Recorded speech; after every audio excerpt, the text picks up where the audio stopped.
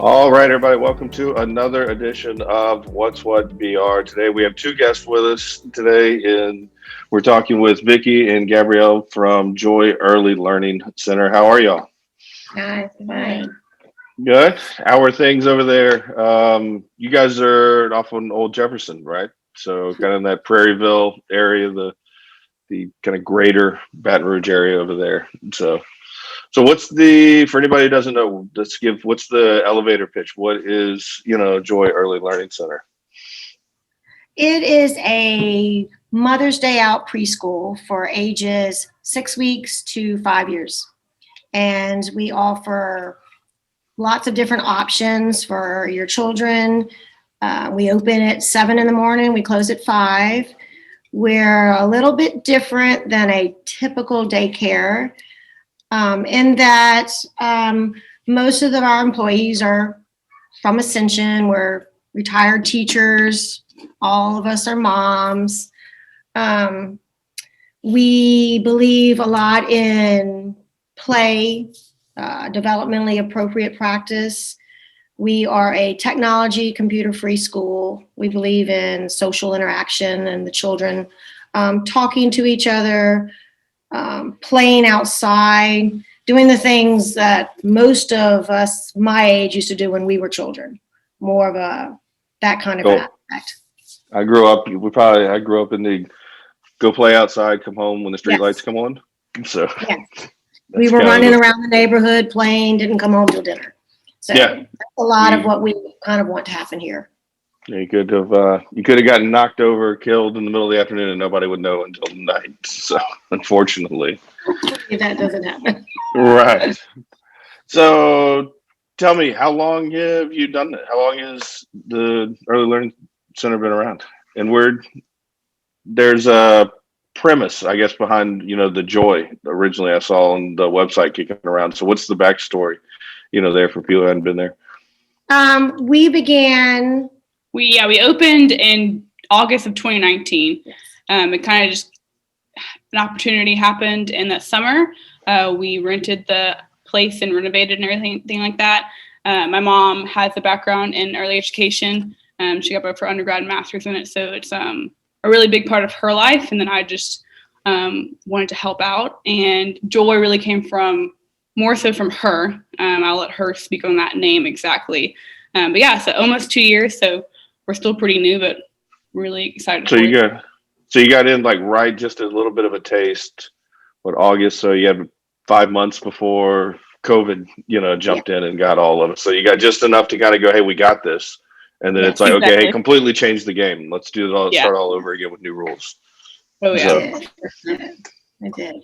And I chose the name Joy because working with children has always just brought me a lot of joy. I think children are just amazing to be around. And so joy, I always thought of happiness. And so that name kind of just stuck. I signed everything, joyfully. And I want that to be what people think of when they come here, that it's just a happy, inviting place to bring your child.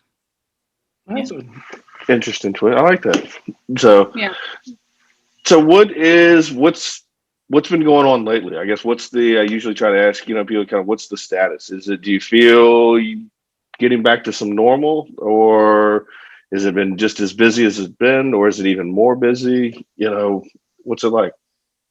Yeah, so like you said, we kind of opened up, and then after a couple months, COVID hit, so it was kind of like a little wrench in our plans. But honestly, we weren't ever closed, so we were able to stay open. We had a couple families who were essential workers who we wanted to stay open for.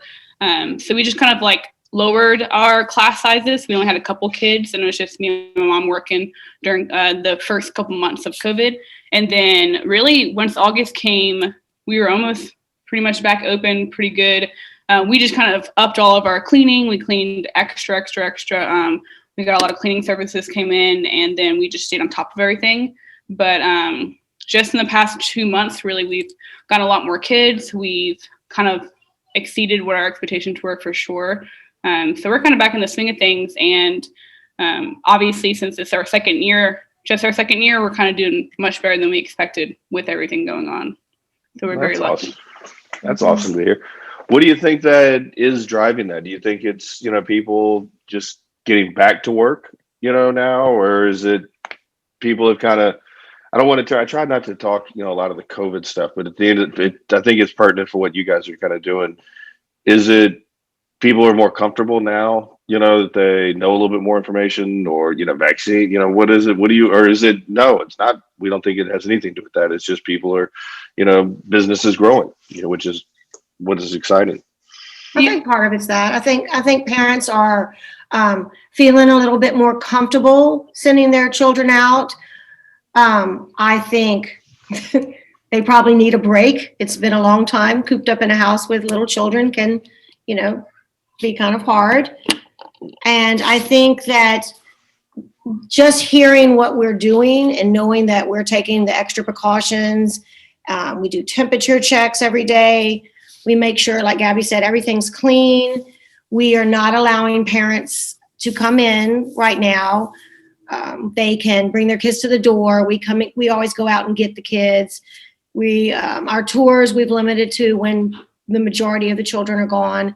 So we're thinking about the families, and the families have reciprocated by thinking about us in that they are if their child is remotely sick, they keep them home. So they've done a major part in making sure we've managed to stay open, and we've had no cases within the school. We've not had to close. Our employees are very healthy. So it's kind of like been everyone working to help each other out. You mentioned the parents not coming in. I talked to somebody the other day and they said that that's going to stick as far as they're concerned, that it works a whole lot better, rather than, parents coming in and it wasn't anything. They weren't trying to be, spiteful or, not wanting the parents, but it's like, it just flows a whole lot better, Well, that's always the case. Yeah. When you have little kids, it just drags it out when the parent comes in. What's been a little hard is that the parties, the Thanksgiving feast that the parents typically love to see, we've stopped that for right now. I'm hoping in the future we can go back to that or maybe move it outside. But right now we've just limited it to just the kids, and we send lots of pictures so they can at least feel a part of it. But I think that's across the board in all schools is that, for parents, it's just going to have to be the year that they miss out a lot of things, sadly. I think a lot of people, from our high school graduates last year, missed out a lot. Everybody's kind of, I hate to get to that nasty word pivot or adapt, we've been saying it forever, but a little bit, but I think the one thing I have noticed, I don't know, if there's no science behind it, but over the last, I'd probably say like 2, maybe 3 weeks prior to that, everybody that I talked to had this tone of, when we get to the other side or, we don't know, but it seems the last 2 or 3 weeks, people are kind of having the conversations like, well, we're about to start doing this, or, this is about to start happening. It's almost like you can, we're in my mind, kind of that rounding. I don't want to say, we're not home free, by any means, but we're kind of turning a corner where people are starting to talk about things again. I can remember a month ago talking to people about a vacation and they were like, oh, you're crazy. Now it's like, nah, maybe we could pull something off. So, yeah, it's definitely because it's almost been just like 2 weeks. It will be a whole year. So I definitely think it has to do with that a lot when the schools closed. What was it, March 13th of last year? So March 13th, I have to admit, and I think I may have brought it up on one of the shows. I was in Clearwater Beach that the week before March 13th and was sitting with a lot of other publishers and was talking with a friend of mine, Dan, and he was having an event that was coming up kind of later in March. And he's like, what do you think? Is this thing going to be a big deal? And I was like, this is nothing. I was like, man, you're going to have no problem. Like, if anything, we just might have some people get a little worried, move on. Never in my wildest dreams would I have thought we would have all had to go through this, at night. And see us, we got the call and we were like, let's buckle down and get serious. So I know a couple people through school systems and state government and at the state and at the city level. And before that announcement came out on the 13th, I think it was early that morning, I got a text from someone that said, "Buckle up, it's about to get real." And I was like, "What?" And they said, "Just wait." And I was like, "Oh, great." So, Yeah. and then a couple And hours that's the later, last thing as a new business we wanted to hear. that's You know, that is a it's scary thing. You open something and everything starts shutting down. it is, and it's funny you mentioned. I bring it up all the time on the show. One I used to have hanging in my office. There was a sign that said, "No true, no one knows true fear like an entrepreneur the night before payroll." And so, I think a lot of people think, and that's one of the reasons why I wanted to kind of start this show or this podcast or whatever it happened. It was right after March, and I started calling clients and friends and business owners and just saying like, "Hey, what's going on? Like, what are you going to do?" Like they're saying you can't open. You know, what do you do? And we would talk and have these conversations, and then I would talk to somebody else, and they said, "Well, hey, man, you ought to record that and send it to me next time. I'd love to know what they were doing." And then it just snowballed to where, we've been going crazy and kind of running and gunning with this. But with that, you talk about, it almost being a year at the end of the day. One of the things that I think is most important, and we learned last year, and what I think is extremely important, is our business community learned how important daycares, how much, daycares, and then also summer camps, which I wanted to bring in because I saw you guys have a summer camp program. We're dealing with a lot of that right now, but the business world, I think, never realized how important summer camp was. Childcare, like everybody knew childcare was important, right? Everybody kind of got it. But when it wasn't there, and then when there was like, hey, we can't get people to some of the camps aren't opening or the camps are full or what was going to happen, it's how people get to work, when that school, is not there. So tell me, what are you guys doing? I saw a little bit on the website, but didn't get a chance to read the whole process. Yeah, so we last year was our first summer camp, and as you know, it's a little bit smaller. But this year we're doing summer camp. It's the Rainbow Collection. So we're doing all the colors of the rainbow, and we're doing the same thing that we do throughout the year. It's 6 weeks to actually 12 years old this summer. And so we just do a lot of science. We do a lot of crafts. We do a lot of outdoor play still. Just kind of a fun atmosphere for the kiddos to come to. We do weekly options. We do the whole month or the whole summer. So they kind of have, again, a lot of options, which is what we really like, just because some families just need different things that we have found are not out there.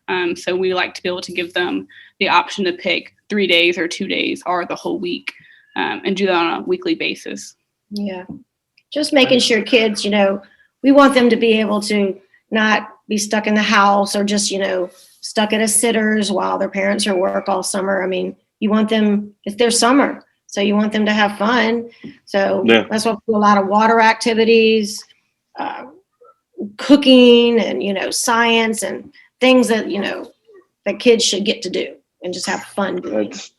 We're looking for it. I tell everybody, I wrote an article a while back, it's like, I feel like I didn't get a summer last year. Most of it's a blur from a business owner point of view. It was just a blur. I can remember people will bring things up and be like, "Did we do that?" And they're like, "Yeah." What do you mean?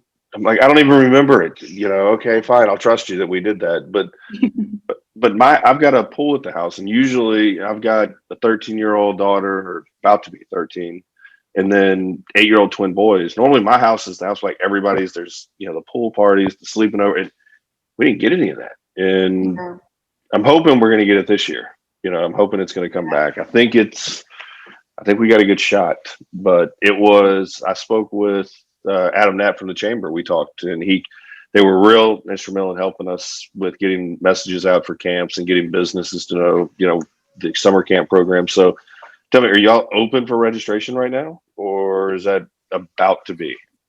Yep, we're open. We're open. So how is that going? We've been seeing, because we're talking, we have our camp fair that we have coming up in next month, which are, I guess it's just under 30 days from now, but everybody seems to be on the fence on, we're going to open registration, we're going to open it now. We don't know if we're going to hold it. Do we hurry up and register? Are they going to fill up? Or are you still at limited capacity? It's so many questions that people don't know. Where are you guys at? Yeah, I think parents we're like I said, we continue into the summer. So a lot of our kids are just going to continue into summer camp. We have had some registration, especially for being this early on. We still need to advertise more, and actually we are going to be on y'all's summer camp event. So I think right now, though, parents are kind of on the kind of weighing back and forth. I do think some of the parents are trying to get ahead, though, and be like, I want to register just because of what happened last summer, and they want their kids to be able to experience something. That's what I've heard from a couple parents for sure. But I do think, as usual, when April and May come, a lot of parents are just going to try to find a spot for sure. That's what happened last year, a little bit towards the end of the summer. Yeah. Yeah, we found, talking with most of the camps I've talked to, it's the ones where they have a connection with the parents, or like they know those parents. They're like, we're in, put me down, and that's happening.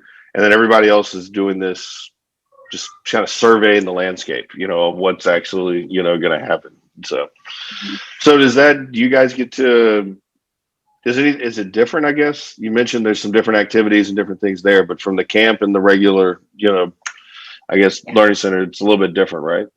Yeah. So during the school year, our 3 and 4-year-olds, it's a lot of teaching because we're getting them ready for school. But in the summer, it's just more fun. So it's not a lot of focus on academics of any kind. It's more just STEM activities, just more outdoor. So it's definitely by May, we have our little graduation, and then our 4-year-olds will be going to kindergarten the following year, and our 3-year-olds moving up.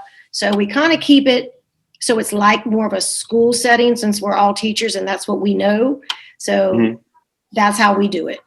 And then the rest, the little ones just follow along. So. But the school's up to, you said 5, right? Yes. But camp goes up to 12. Yes.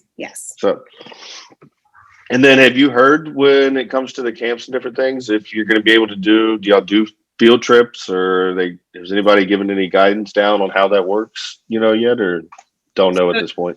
Yeah, we can't do field trips yet. For being so early on, we don't have like vans and buses yet.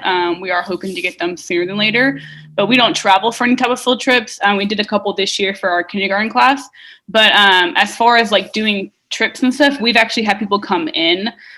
So I've been working really hard to find people who are able to come into the school and who feel comfortable. It's definitely been like less people. Like today we actually had Knock Knock Museum come in. It's just a smaller base, smaller people.